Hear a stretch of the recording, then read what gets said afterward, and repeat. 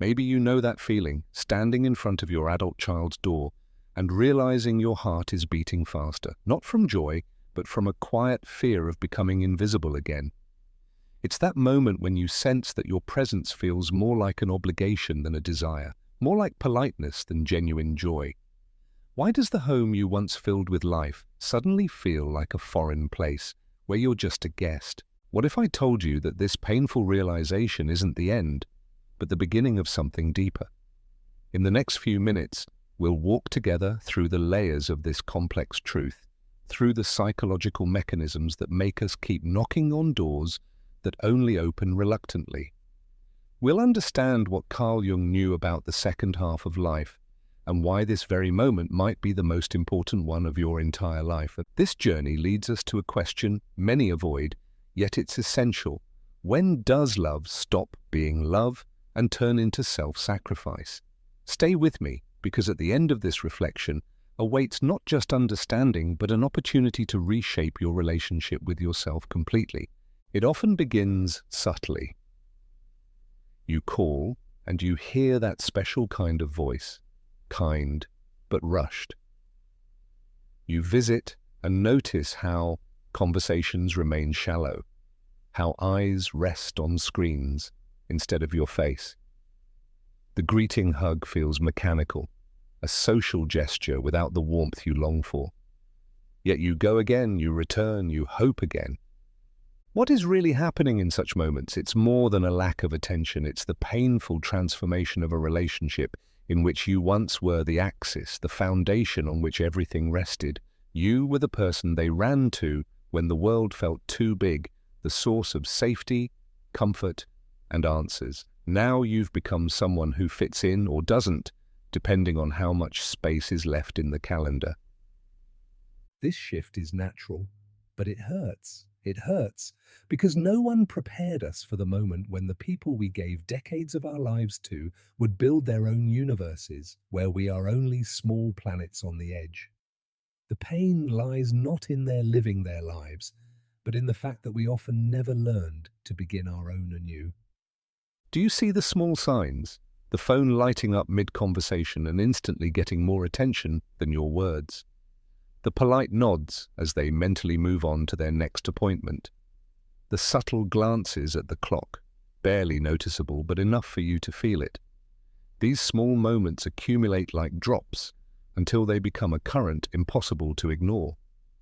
And then there's the trap so many of us fall into. We keep visiting, keep calling, keep offering help, not because we're truly welcome, but because we're afraid of what it might mean if we stop.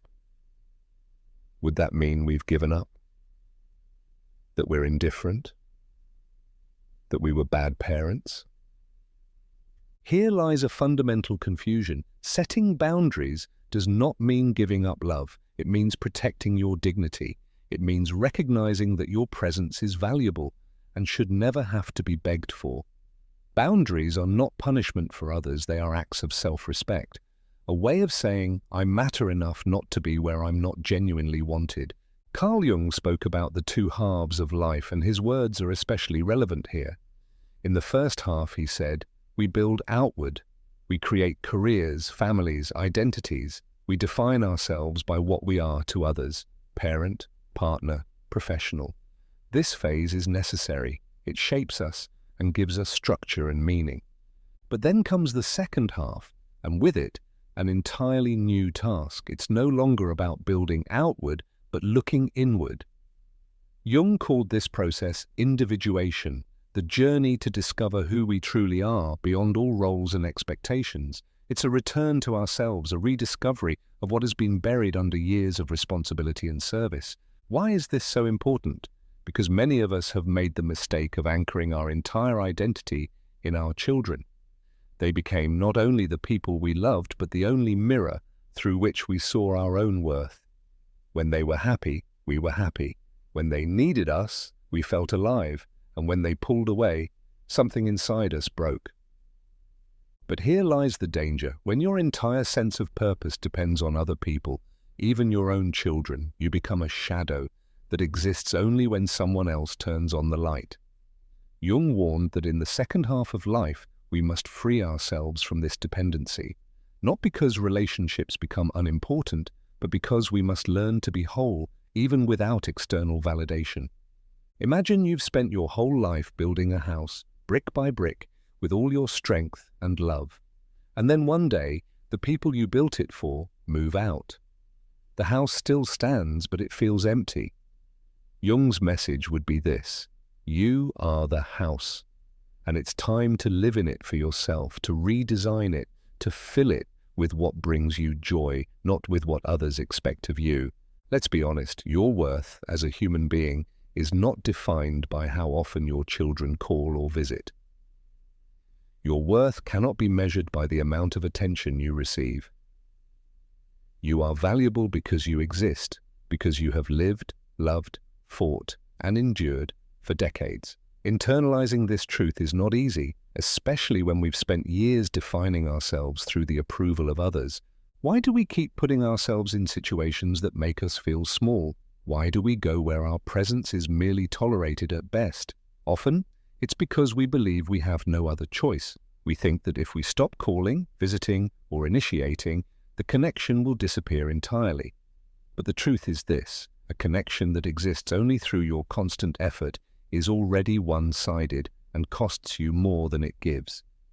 Here's a radical idea: you don't have to force your affection on anyone, not even your own children. Love that has to be begged for is no longer love. It's a transaction in which you endlessly give and receive little in return. Respect begins with self-respect, with recognizing when it's time to step back and say, I'm here if you truly want me, but I will no longer beg for attention. That isn't coldness or revenge, it's self-protection. It's the realization that your emotional energy is limited and precious, and that it should be invested where it's appreciated, where it grows, and where it's reciprocated. Sometimes that means learning to be alone without feeling lonely. It's time to live your own life.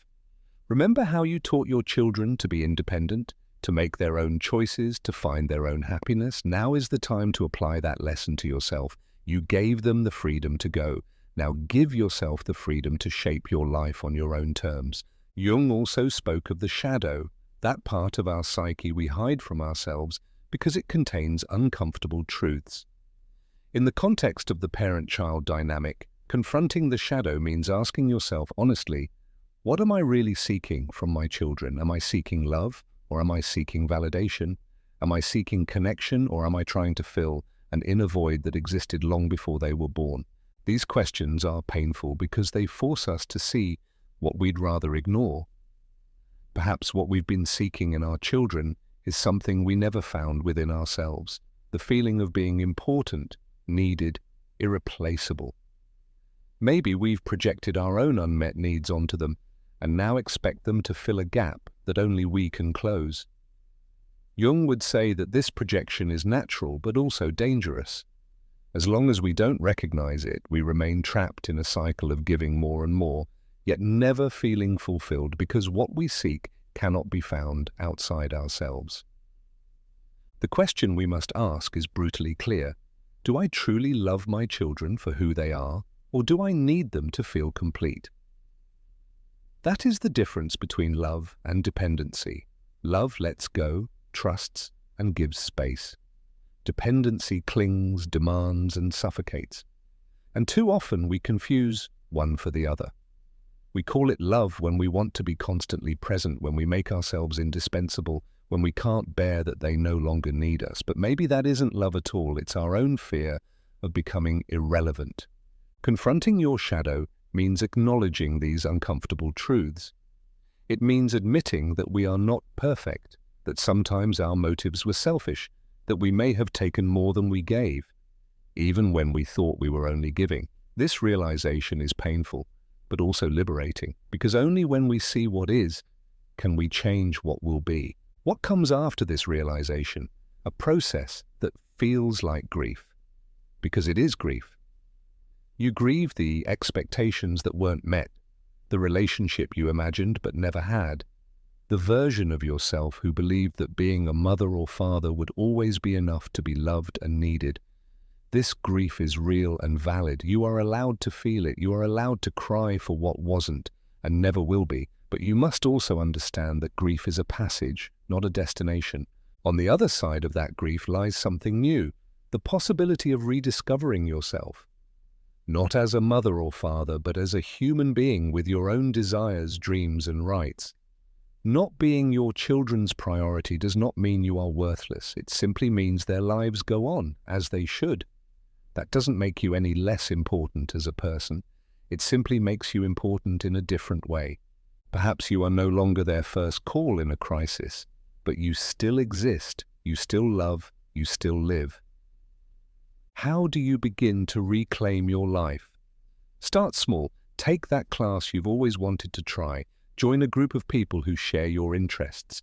Pick up the paintbrush or the instrument you set aside decades ago. Write down the stories that have been sleeping inside you. Go for walks, not to fill time, but to see the world again. At first, these things may seem meaningless, small distractions from a great void, but with time, they transform into something else. Moments when you feel alive again, moments when you realize that you are far more than someone's mother or father. You are a human being with your own depth, your own interests, your own worth. Every small step counts. Every new connection, every rediscovered hobby, every hour you take just for yourself is a piece of your reclaimed identity. It is an act of rebellion against the voice inside you that says you only matter when others need you.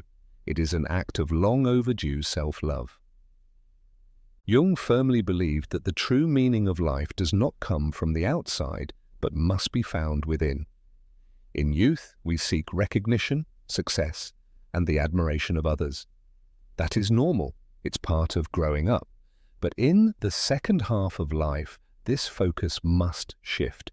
It's no longer about what others think of us, but about who we truly are when no one is watching. This shift is fundamental. It means you stop shaping your life according to others' expectations and start living according to your own inner truth. What do you truly want? What makes you feel alive? What brings you joy? Not because it pleases someone else, but because it fulfills you. In the work with the unconscious, which Jung saw as essential, the task is to integrate the parts of ourselves that we've repressed. Maybe you gave up on dreams because you thought you had to be practical. Maybe you ignored your desires because you believed they were selfish. Now is the time to reclaim those lost parts of yourself and ask, who was I before I took on all these roles? Do you remember the person you were before you became a mother or father? The dreams you had, the things that fascinated you, the way you once saw the world? That person hasn't disappeared. They've just been covered up by years of responsibility, care, and self-sacrifice. But they're still there, beneath all the layers, waiting to be seen again. That is the true task of the second half of life, to find that person again and finally give them space, not out of nostalgia, but from the realization that you deserve a full life, one that consists not only of duty, but also of joy, curiosity, and self-expression. This freedom, to live without the constant need for others' validation, is priceless. It means you can make decisions that serve you alone. It means you can spend time with people and activities that truly nourish you. It means you no longer wait for someone else's permission to be happy. It is not selfish to choose your own peace. It is not heartless to protect your heart. It is not wrong to withdraw from places where you feel small. That is not giving up. That is self-respect. It is the understanding that you also have the right to peace, to dignity, to a life that feels good. Dignity doesn't mean you've never been hurt. Dignity means you know when enough is enough. Dignity means you are no longer willing to betray yourself just to maintain a connection that only works one way. Dignity means recognizing I am valuable, even if others don't see it. Sometimes absence teaches more than constant presence. When you're always there, always available, always ready, you become taken for granted. Your presence loses its meaning because it's guaranteed. But when you step back, when you leave space, something interesting can happen. Others may notice what they've lost, or they may not. And in either case, you've gained something important: clarity. This withdrawal is not manipulation. It's not silent punishment. It's simply the decision to stop directing your energy where it isn't appreciated.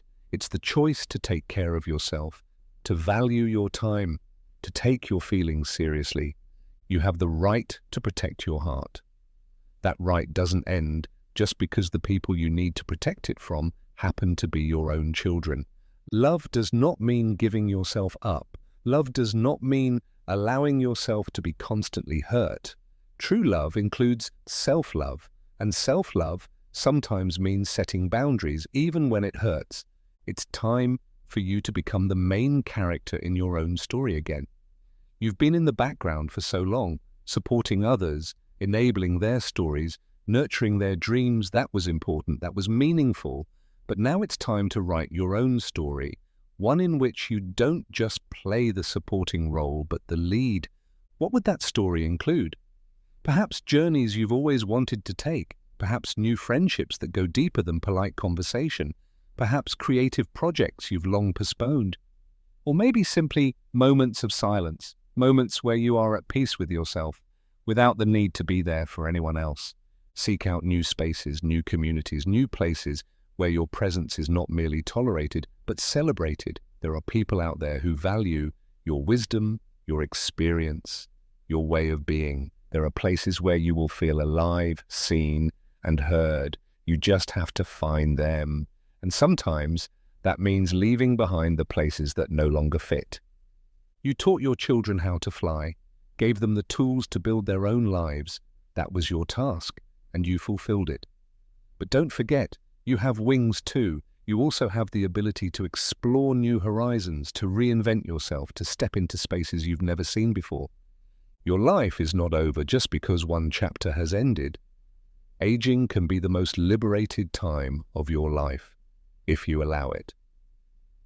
Free from the expectations that shaped you for decades. Free from the need to please everyone. Free to finally be honest with yourself about what you want and what you are no longer willing to accept. This freedom isn't easy to reach, but it is possible. It begins with the decision that you are worthy, that your life has value, that your time is limited and precious, and that you have the right to spend it in ways that feel right to you, not merely convenient for others. Imagine looking back on this moment years from now. Do you want to see that you kept going as before, always hoping things would change while you kept feeling smaller and smaller? Or do you want to see that you had the courage to choose a different path, that you chose dignity, that you took your life back? The truth is, no one will hand you this change. No one will come and say, now it's your turn. You must give that permission to yourself. You must be the first to recognize your own worth and act accordingly. A life lived on your own terms with dignity and inner peace is not a selfish dream. It's an achievable goal. It requires courage, honesty, and the willingness to let go of what no longer serves you. But it is possible, and it begins with a single step. The decision to say, I matter. My life matters. I will no longer beg for attention. If you've read this far, I sense that something within you resonates with these words. Maybe you recognize yourself in them. Maybe you feel the pain, but also the quiet hope that change is still possible. I invite you to share your story in the comments. How do you handle this situation? What has helped you find your way? Your words might give strength to someone else walking through the same darkness. If these reflections have spoken to you, if you feel that truths were voiced here that are rarely said, then subscribe to this channel. Here, we continue to talk about these things, about the second half of life, about dignity, about the art of coming home to yourself despite everything. You are not alone on this path. Let's keep walking it together.